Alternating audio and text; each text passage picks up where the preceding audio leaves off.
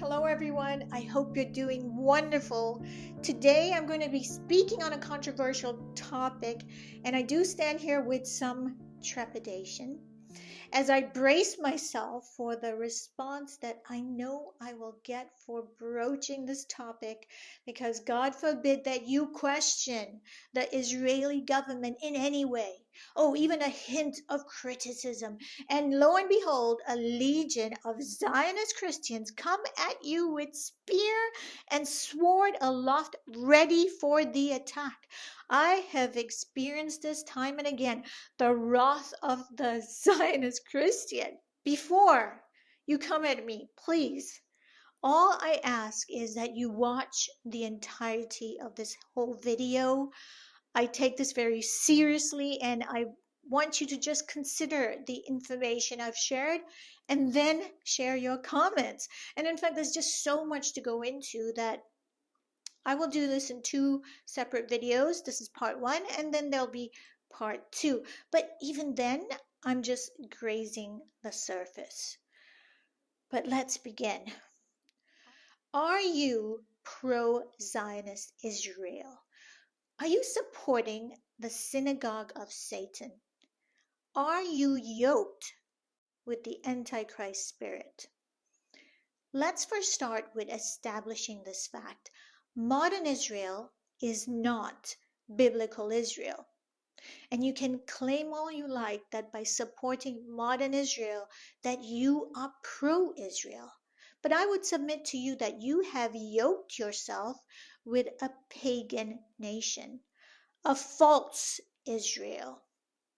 For myself, I am pro the true Israel of God that can only be found in Christ. Meanwhile, the modern pagan nation Israel is driven by the Antichrist spirit, and we will look into the scriptures that prove it. Secular modern Israel, geographically, it is in the physical region of the Holy Land, but spiritually, it is fallen. The Old Covenant ended in full display in 70 AD. With the destruction of the temple, with the destruction of Jerusalem, the dissolution of the priestly Levitical system. The ceremonial aspects of the law in the Old Testament all pointed to Christ, and they were fulfilled in his arrival. And then we entered into a new era where the scripture tells us, behold, he does a new thing. It springs forth. Do you not perceive it? But the Zionist wants you to be like Lot's wife, to look back to the old, to resurrect what he has demolished, resurrecting the middle wall of partition that Jesus deliberately came to destroy.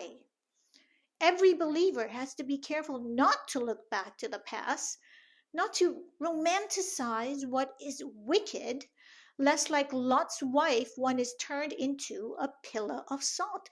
But Christians today are so afraid to critique anything Israel does, giving it zero accountability for its evil actions, when we're called to be discerning of rulers and those in authority. Believers who've been trained by Zionist preachers are so quick to bring up Genesis 12:3, but they misquote it to suggest something altogether different. Genesis 12:3 states, "And I will bless them that bless thee, and curse him that curseth thee, and in thee shall all families of the earth be blessed." Genesis 12:3 does not say those who bless the nation of Israel will be blessed, and those who curse Israel will be cursed. The kingdom of Israel didn't even exist then. The scriptures use the pronoun thee, that refers to an individual. It was a promise given to Abraham, the individual, not the nation of Israel. In this day where pronouns are meaningless, They are twisted to lose their original definition, and we have to return to accuracy. Genesis 12 has been so frequently misquoted that the misquote is more well known than the actual scripture. Genesis 12, the promise given to the person of Abraham. At a time when the nation of Israel did not exist, it goes on to expound further that through Abraham, all nations of the earth would be blessed. Not just the Jews, this was a promise given to all ethnicities.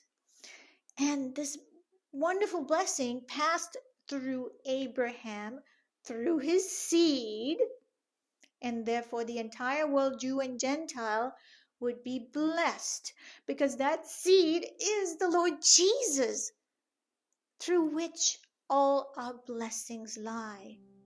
Galatians 3:16. And to Abraham and his seed were the promises made. He does not say, and to seeds, as of many, but as of one, and to your seed, who is Christ. Do you notice that Jesus had zero interest in national Israel? He gave no attention or exaltation to the physical kingdom of Israel, and neither should we. Jesus is our example.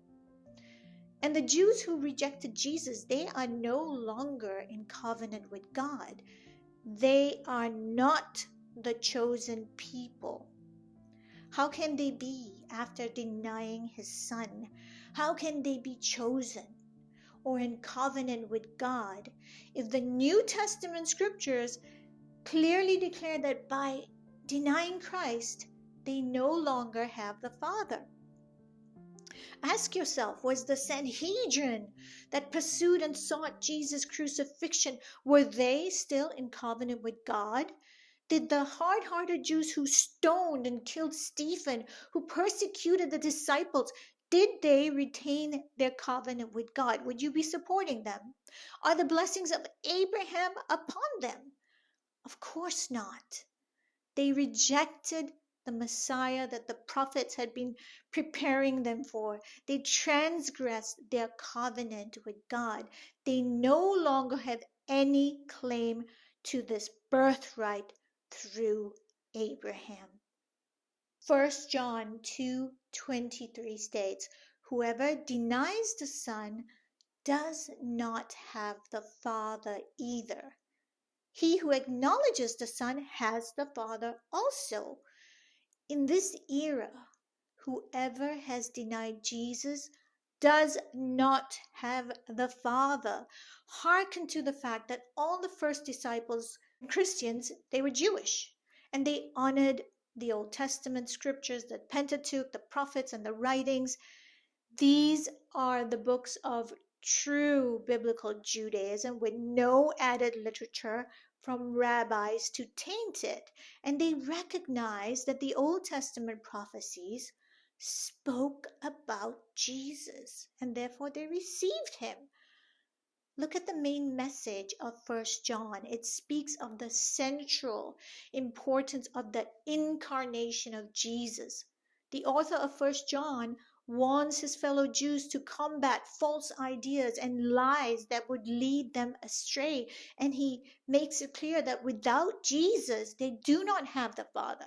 They cannot remain in covenant with God. And these are not my words.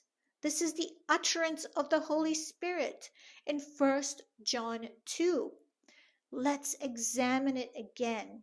Who is a liar but he who denies that Jesus is the Christ? He is Antichrist who denies the Father and the Son. Whoever denies the Son does not have the Father either.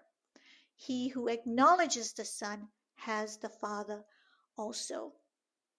This is how you recognize the Antichrist spirit among a people and even a nation that denies his Son. Neither will they have the Father. But according to the biblical definition, they do have another spirit, the Antichrist spirit. And this is a sign of being in a state of rebellion. Don't let anyone convince you that they possess this eternal covenant with God when they are in fact in rebellion. The nation of Israel today is a Jewish nation based on Rabbinic Judaism, and the Talmud teaches that Jesus was a blasphemer, an idolater, and he is in hell. According to 1 John 2, this nation fits the definition of a nation with an antichrist spirit. Therefore, if you are pro-modern secular Israel, if you support a leadership that openly demeans the Son of God, then you have willingly yoked yourself with the spirit of Antichrist. In my next video, I'll show you further evidence of this blasphemy of Christ that has been woven into the very architecture of some of the buildings of the Israeli government. There is a great danger here of being pro-Israel in a day and age where biblical Israel no longer exists. The Holy Land of ancient biblical times is no longer. Instead, we have an impostor who is openly secular, using the name Israel purely as a political tool. A wolf in sheep's clothing that keeps claiming to be chosen, yet rejects surrender and rejects obedience to God. Israel today is a pagan nation in disguise as a holy nation. And Christians who support modern secular Israel are also supporting abortion and the LGBTQ plus movement, because Israel's government is a big supporter of both movements. Tel Aviv is the gay capital of the world. And did you know that days after the Supreme Court overturned Roe v. Wade in the US, Israel turned around and made it easier to access abortion? Why did they do this? They did this as an act of contempt over this historic event, because the overturning of Roe v. Wade was a drawing closer to God's commands, protecting the lives of babies. Yet Israel publicly scorned the overturning of Roe v. Wade by swiftly making it known that they are pro-abortion, making the stand that they defy the pro-life movement. And this is the government that claims to be in covenant with God.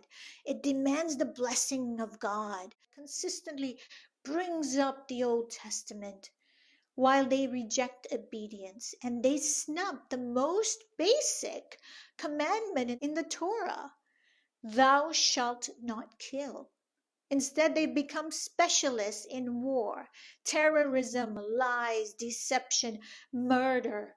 Do you know that Israel named its AI military weaponry, its killing machine that has this forensic capability to destroy human life with such precision? They named their technology the gospel. Yes, this is the name of their killing machine, the gospel. Another slap on the face of Christianity, and there have been many. I invite you to read and study Israel's Declaration of Independence, signed by its Prime Minister, the first Prime Minister, David Ben-Gurion. You need to know what you're supporting. The first Prime Minister of Israel, David Ben-Gurion, and its first president, Chaim Weizmann, were both atheists. These are two key roles in the formation of modern Israel were held by atheists. Is this how God makes a covenant? By choosing leaders who reject him, who don't even believe in him? Has he ever done that in the Bible? How do you make a covenant with atheists? It's not possible. And unlike the American Constitution, this is very interesting, the Israeli Constitution has not one single mention of God. Instead, it begins by mentioning the spiritual father of the Jewish state, Theodore Herzl. Theodore Herzl, also an atheist. He gets first mention in the Constitution as the father of Israel. That is in the Declaration of Independence. And we see the first Zionist Congress mentioned and the Zionist movement mentioned, but no mention of God. This is a statement from the Israeli Declaration of Independence. In the year 5657 or 1897, at the summons of the spiritual father of the Jewish state, Theodore Herzl, the first Zionist Congress convened and proclaimed the right of the Jewish people to national rebirth in its own country. And in fact, there's a rabbi named Beryl Wine who wrote this article in the Jerusalem Post, and he said, God is not on our money. God is rightly excluded from our political processes. And the rabbi confirms that unlike America, Israel does not include God in its constitution and founding documents. He wrote in this article under God, in Israel we suffer no such constitutional problem. God does not officially appear anywhere, not in our basic laws, nor in our Declaration of Independence. Because you must know this, the Talmud teaches that the rabbi's word has authority over God. And they take pride in that authority, just as they believe that they can wield it over God, and they aim to wield it over the church as well, and they have. Christian Zionists want you to bow before this nefarious government. They want you to close your eyes to all the plethora of red flags and join in blindly worshiping modern pagan Israel. But what are you supporting as a Christian? Supporting death, terrorism, the brutal treatment of one's neighbor, morbid cruelty against the human race, rejecting the very basic compassion for humankind by unconditionally supporting Israel. Are you becoming hard-hearted and nonchalant to the massacre of innocent civilians and children? I've come to see that Palestinian lives don't matter to Christian Zionists. They're so casual about the death of Palestinians because Christian Zionists are focused on receiving their blessings, not on mercy, not on giving mercy. And if it takes the murder of innocent civilians in Palestine, so be it. Zionism is very casual, very dismissive of precious human life outside of their own, outside of their family, their community, and mostly that of the Jewish race. But Jesus came to bring life and life more abundantly to all. Meanwhile, the Antichrist spirit supports death. Let's examine Israel's track record in the Bible. Of the kingdoms of Judah and Israel, let's speak of the northern kingdom, the kingdom of Israel. Throughout biblical history, Israel did not have even one single righteous king. The only exception was Jehu, and his leadership was mixed. He performed well at first, but ended badly. But not one of these evil kings of Israel ended up receiving the blessings of God.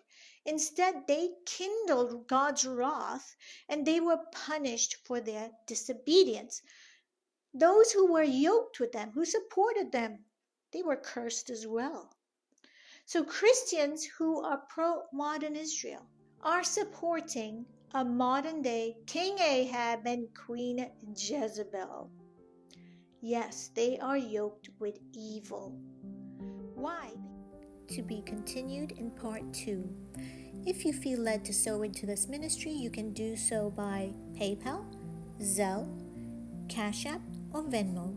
God bless you.